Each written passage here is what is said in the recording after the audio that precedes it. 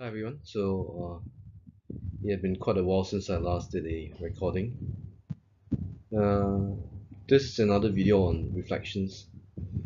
I couldn't think of a topic to share, but I have been busy reading, been acquiring quite a fair amount of books, especially those pertaining to history, investments, finance.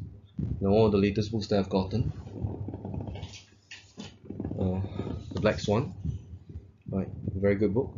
So I just got it not long ago. And then also gotten some more stuff from Amazon.com, and more recently I also gotten The Alchemy of Finance from written by George Soros. So today's topic is greatness and my newfound, maybe not that new, habit. So hi, I'm Rodi Chia. So I prepared this video today to share some things I learned. I find that it is so satisfying to share what I've discovered, rather than watching extracts, of the videos of famous people, right? So here goes. Right, reading. As an individual, I've been known to be quite rash and somehow blunt at times. Students of mine ever, experience some of my sarcasm, right? And those were really quite unintentional. As an investor, my investing styles reflected my personality. I made various mistakes, including some which were incredibly costly. But I learned about myself over these mistakes. In fact, I realized this that without mistakes, without setbacks, it's very difficult for us to realize what shortcomings we have. After all, one of the greatest weaknesses that an investor or a person can face is actually blind spot, or maybe blind spots. Reading had then become, uh, in fact, in recent months, become a process of enabling self-discovery. I started to learn how lacking I was in my knowledge. One of my friends actually remarked that you read a lot, yes, but then those are all finance books. Well, actually, I beg to differ. It's not finance books, but much of this pertain to history. I like to quote Mark Twain. Mark Twain said this before, that history doesn't repeat, but history rhymes. And it's absolutely necessary that we not only learn our mistakes, but also to understand the mistakes made in the past. Now, understanding such mistakes in the past cut short the learning curve, and these learning curves are necessarily very costly and can be quite, um, you know, can be quite a hindrance towards progress. And also, by picking up the book, I felt that it was a humbling process because it taught me this. And I didn't mention this in the slide, but John Maynard Keynes said this, and in his book, he said that it is not the new ideas that are difficult to learn, but the old ones that are difficult to unlearn. And indeed, picking up the book is actually my way of acknowledging that I'm getting rid of the old ideas. Charlie Munger said that he spends much of his time destroying bad ideas and good ideas as well. Correct me if I'm wrong, but I find myself going through the same process, right? So understanding the lack of knowledge is a powerful process, because the more certain you are, then comes the next question: how sure are you, right? Which is what I'm going to share with you next. Then I started reading about great people, or what Charlie Munger refers to as the eminent dead. There really is much to learn, especially from eminent dead like Ben Franklin. Right, I've not started reading about Ben Franklin, but that shall come soon. Lesson one. One lesson I learned from my reading was from Howard Marks' book, The Most Important Thing. It's one of those books that I thoroughly enjoyed reading, and from time to time I refer to it, and I like to quote from his book various things. And these lessons had always been very memorable to me because many of what he experienced, I have experienced too. In this book, I learned, one of the things that struck me quite deep. That was, how do you know you're right? He cited this example in his book about a gambler who used to bet on horse racing. The gambler lost regularly. One day he heard of a race with only one horse in it. It was a one horse race, so he bet the rare money. Guess what? Halfway around the track, the horse jumped over the fence and ran away. His story taught me about this thing about certainty. How sure are you when you have something on hand which you are absolutely confident about? The answer is you really can't tell. You know, I came across too many people who would come to me and tell me with so much confidence that they're absolutely sure that stock X or stock Y would appreciate. But hey, you know what? It is know what you want to believe. You know, it is to quote Charlie Munger. Okay, this is not in the slide. To quote Charlie Munger, it is not about you betting, which girl is the prettiest in the beauty pageant. It is, picking the girl which the crowd will bet as which the crowd will vote as the prettiest girl, right? It's the crowd, it's not you, right? It's the market, right? So, and I find, it's such bad habit to go around spreading, such false confidence, when we are not sure at all, you know. Okay, that's lesson one.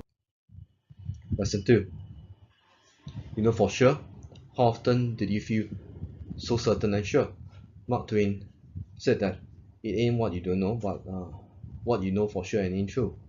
Knowing which category you're falling under is absolutely important. You know, I used to fall under the former, right? And I met many people who used to fall under the former and not realize that they had no idea what's happening, right? Knowing that we do not know many things is important because that's acknowledgement of a limitation. At this juncture, I like to quote Tom Watson Sr., who said this that he's no genius, but he's smart at staying around sports. And that's good enough. So in many business decisions, the one thing that is very and to emphasize very frightening is the lack of knowing the unknowable. How do you know for sure?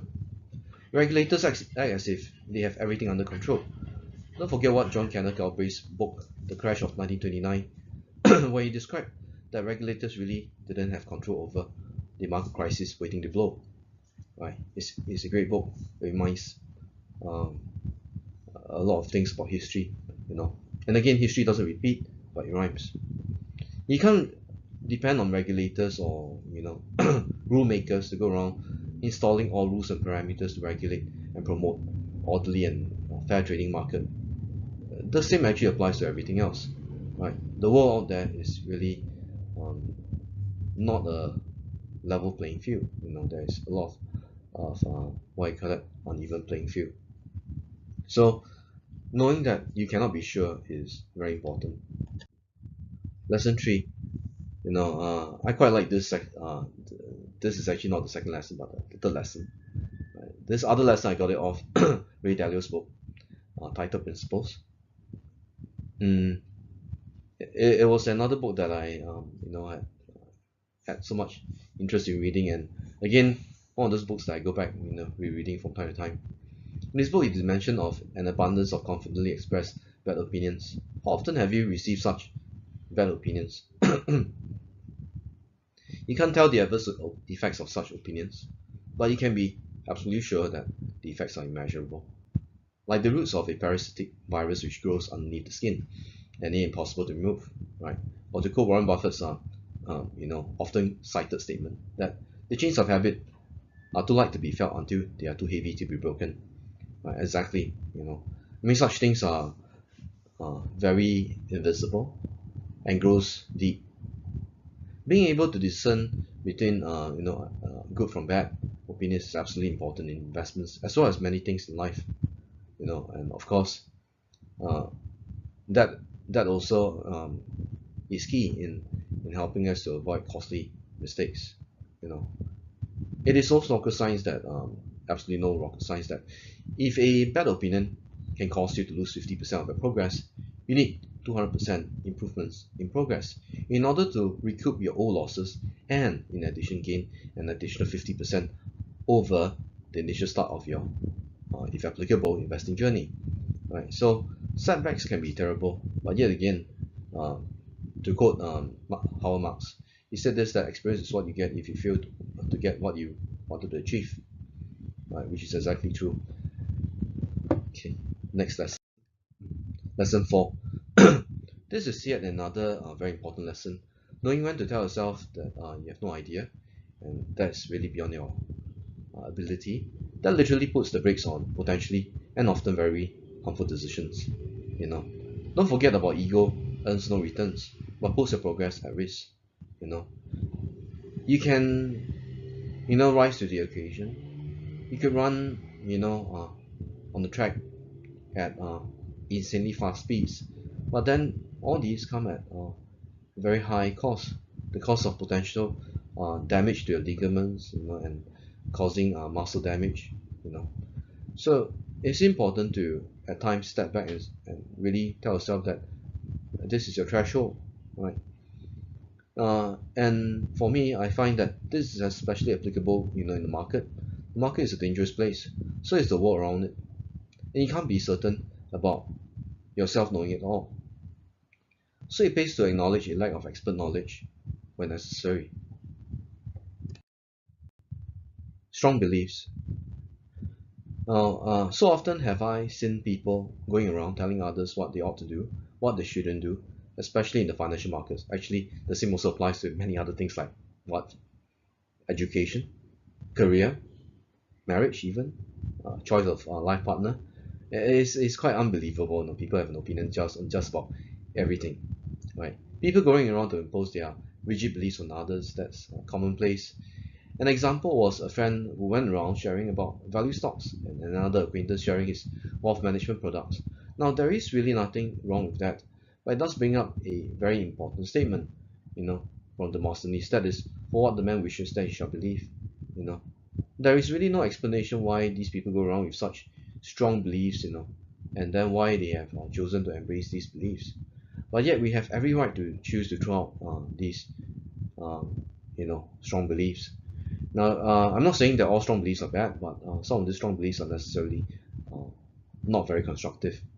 You know, for one thing for sure is that you do not want to hold such strong beliefs that it causes yourself not to be able to absorb the new and good values and principles. This brings a final and very important point that developing your own views and belief system is very important, so that you do not end up, adopting inadequate or often end inappropriate views and opinions.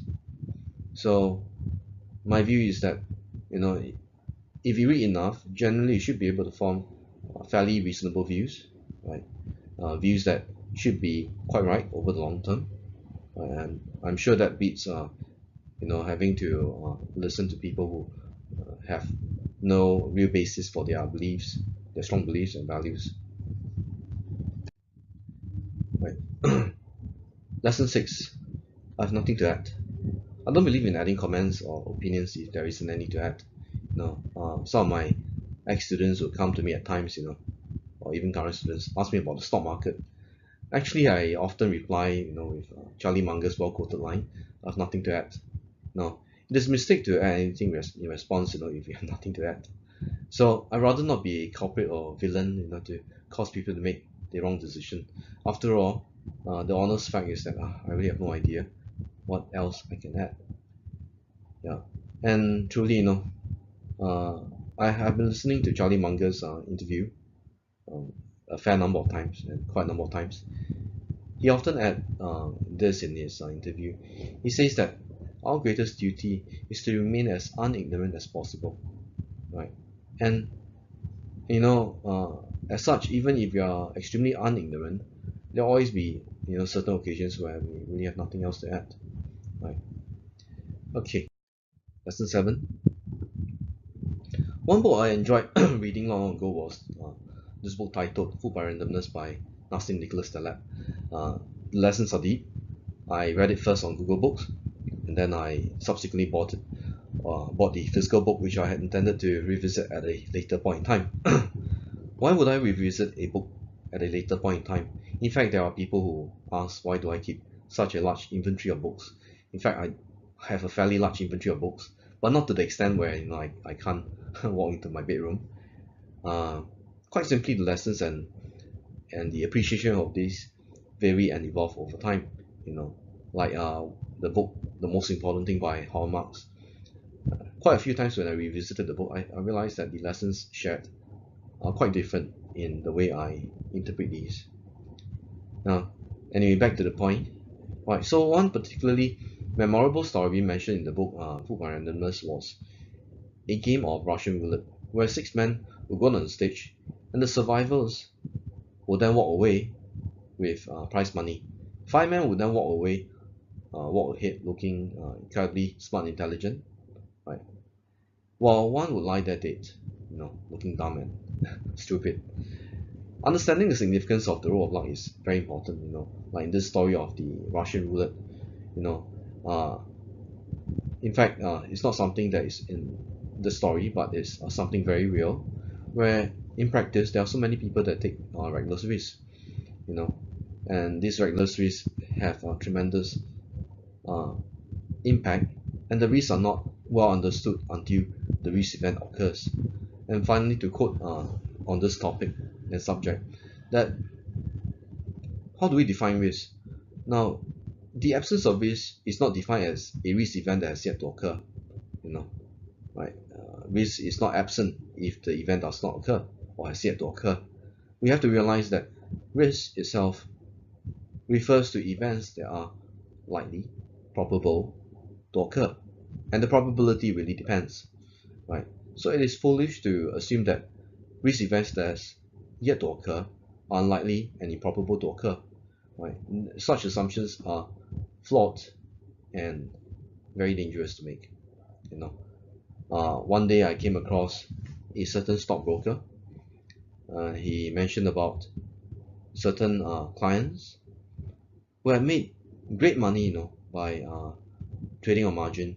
So the client would, uh, at a certain period of time, during a certain market crash, draw down heavily on personal credit and use that to, leverage heavily through margin to invest in a certain stock. Now, I shall not mention what stock is that.